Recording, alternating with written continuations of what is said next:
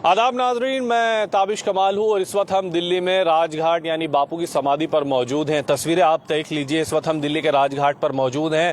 370 और 35A को लेकर के लगातार हमने आपको सुप्रीम कोर्ट से दिखाया कि क्या हलचल रही, सुप्रीम कोर्ट का फैसला क्या है, सरकार ने क्या कहा। लेकिन इस वक्त मैं राजघाट पर क्यों मौजूद हूँ वो भी वजह मैं आपको बताऊँगा। क्या वजह है कि दिल्ली की राजघाट जो महात्मा गांधी हैं उनकी समाधि पर आने की ऐसी क्या ज़रूरत आन पड़ी कि हम लोग यहाँ पर पहुँचे हैं। राजघाट पर ऐसे कौन शख्सियत यहाँ पहुँची थी जिनकी वजह से हम राजघाट पहुँचे हैं। राजघाट से क्या मैसेज लेकर के जम्मू कश्मीर तक देना चाहते हैं, भारत सरकार को मैसेज देना चाहते हैं, ऐसी क्या वजह थी। हमारे साथ बात करेंगे इस वक्त एडवोकेट इरफान हफीज़ लोन साहब हैं, आप सब जानते हैं, और सुप्रीम कोर्ट में बदस्तूर 370 और 35A की जो आप की सुनवाई रही है उसमें अहम जो भूमिका है उसमें निभाई है। और ख़ुद इरफान हफीज़ लोन साहब हमारे साथ हैं। इरफान साहब, आज आप राजघाट पहुँचे हैं, क्या वजह है कि आज आप राजघाट पहुँचे हैं? महात्मा गांधी की समाधि है, क्यों याद करने आए हैं आज उन्हें? देखिए, हम हमेशा कहते हैं कि गांधी जी का देश है और गांधी जी का उनकी जो विचारधारा थी अहिंसा की, उनकी विचारधारा थी कि किसी के अधिकारों का उल्लंघन न हो।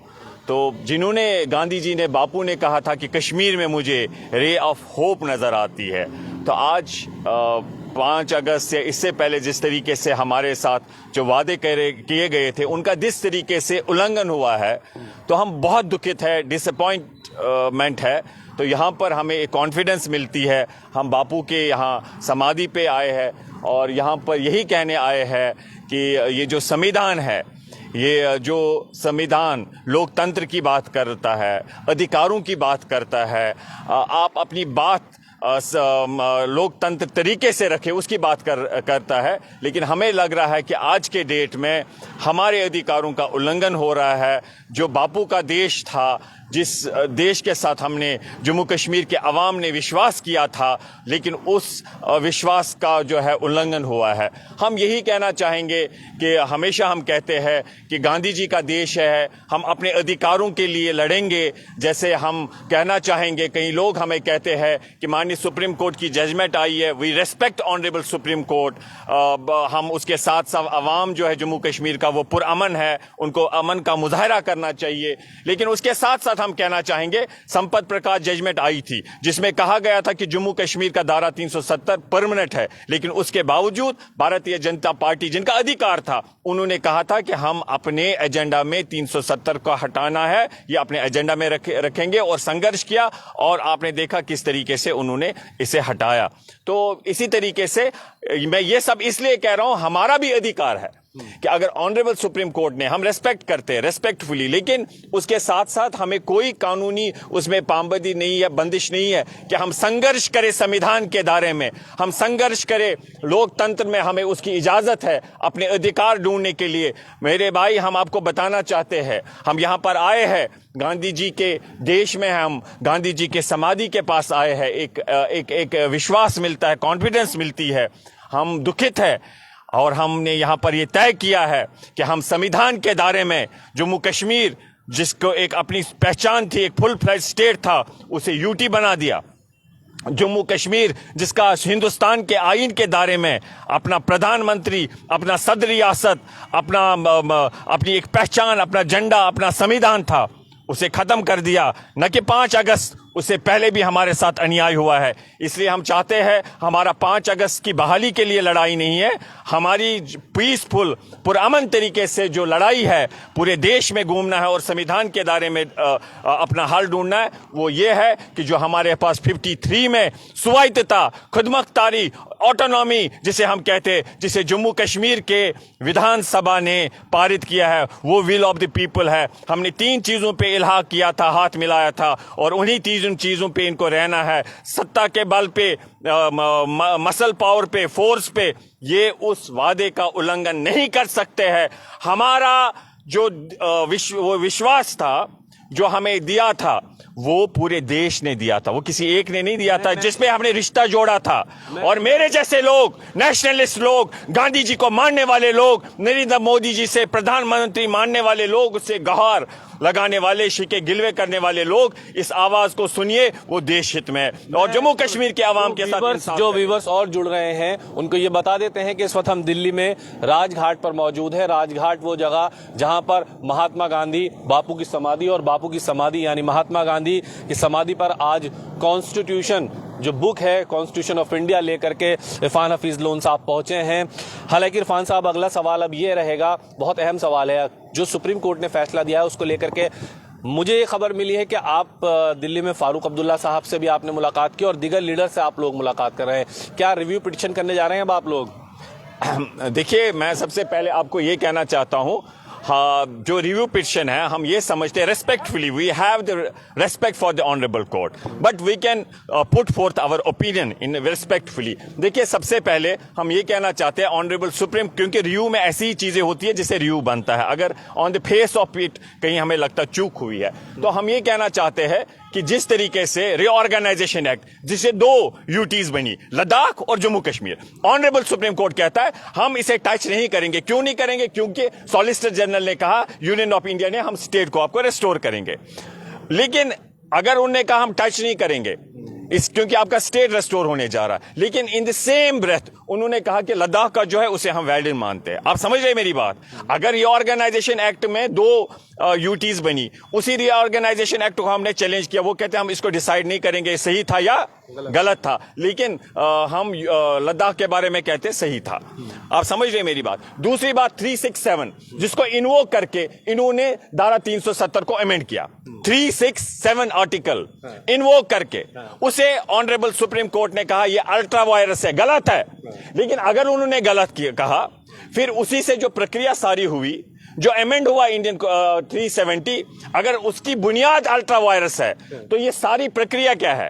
Ultra vires. ये हम एज ए अपनी ओपिनियन रखते हैं तो वो सारा अल्ट्रा वायरस बनता है ना। भले ही उन्होंने कहा कि फिर राष्ट्रपति के पास पावर्स थे कि वो 370 को कॉन्स्टिट्यूएंट असेंबली के बिना भी एब्रोगेट करते, लेकिन भारत सरकार ने कैसे किया? उन्होंने 367 को इन्वोक किया, जिसे माननीय सुप्रीम कोर्ट ने क्या कहा? Ultra vires. गलत, तो वो भी गलत है। इसी तरीके से हम कहते हैं अगर इलेक्शन की बात हुई, बहुत अच्छी बात हुई, लेकिन उसके बहुत समय उसमें रखा और उसके साथ साथ उन्होंने जो स्टेटहुड बहाली का कहा उसमें एम्बिगिटी है, उसमें उन्होंने कहा एट द अर्लीस्ट। अब एट द अर्लीस्ट केंद्र सरकार, इलेक्शन कमीशन कब करे, 1 साल 2 साल, उसमें टाइम फ्रेम नहीं, हम समझते उसमें टाइम भी होना चाहिए था। ओवरऑल हम ये समझते हैं कि हम कानूनी सतह पे भी लड़ेंगे रिव्यू पिटीशन, हम बहुत सारे लोग मिले फाइल करेंगे, और उसके साथ साथ हम ये समझते हैं कि सबसे बड़ी जो हमारी अवामी सतह पे स्ट्रगल होगी, मूवमेंट होगी, आंदोलन होगा, लेकिन एक शर्त है,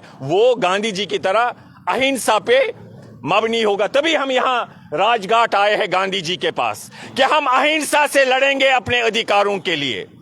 मैं 20 साल पहले, मेरे वालिद साहब शहीद किए गए, गोलियों के शिकार बने, मैं 20 साल पहले यहां पर आया, अपने अधिकार, जंतर मंतर यहां भी आया कि हमें अपने अधिकार चाहिए जम्मू कश्मीर को। किस चीज के लिए? संविधान के दायरे में। हम एंटी नेशनल बात करने वाले नहीं है, हम सेसेशन वाली बात नहीं कर रहे। हमारी आवाज जो है संविधान के दायरे में, और हम समझते पूरे देश को उस आवाज के साथ खड़ा होना चाहिए। तो ये है। और जो आपने कहा फारूक साहब से, हम डॉक्टर बहुत से लोगों से संपर्क में है।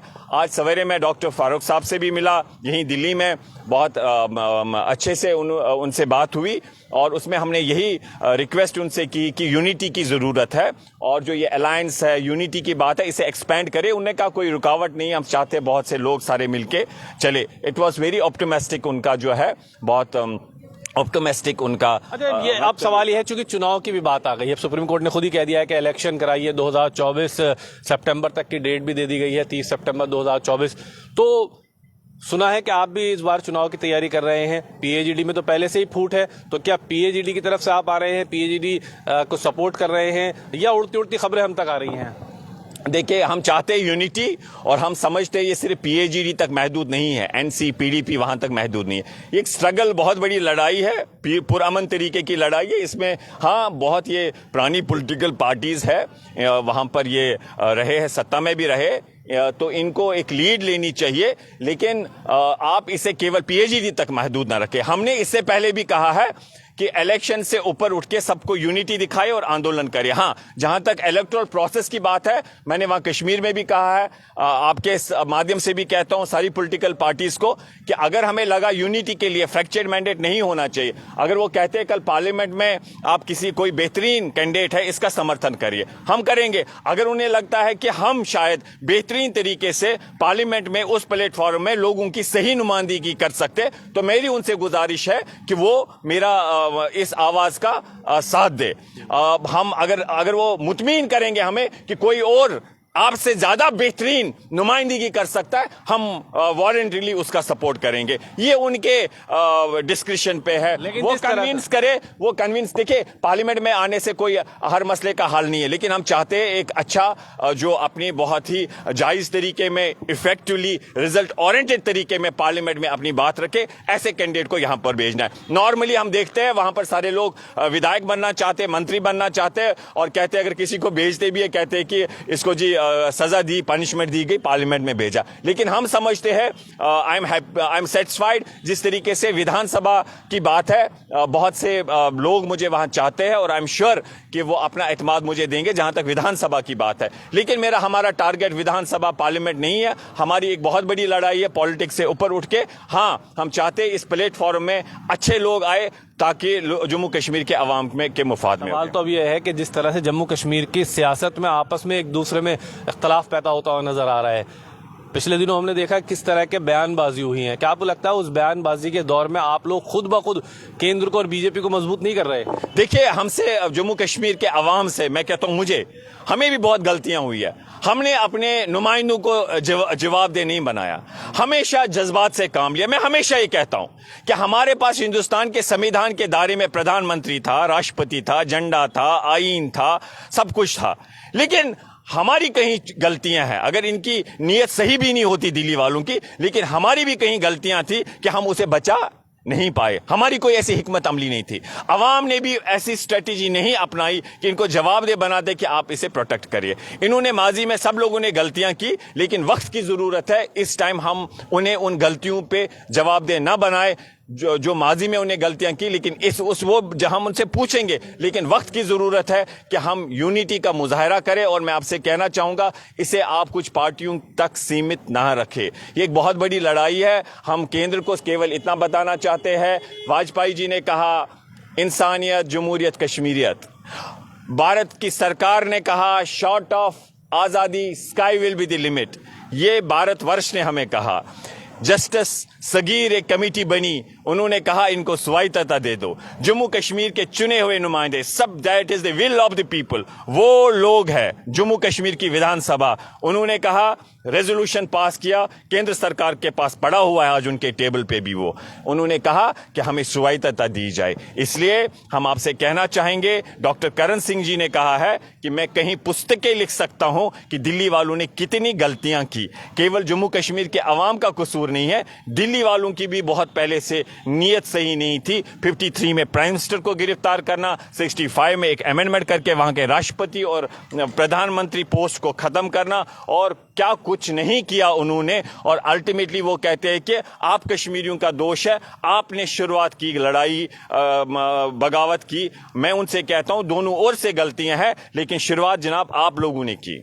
चलिए, शुक्रिया, बहुत कीमती समय आपने हमें दिया बातचीत की, और बातचीत में आप लोगों ने सबने सुना कि 370 और 35A की लड़ाई अब दिल्ली के सुप्रीम कोर्ट के बाद राजघाट भी आई है। राजघाट पर इरफान हफीज लोन साहब पहुंचे हैं।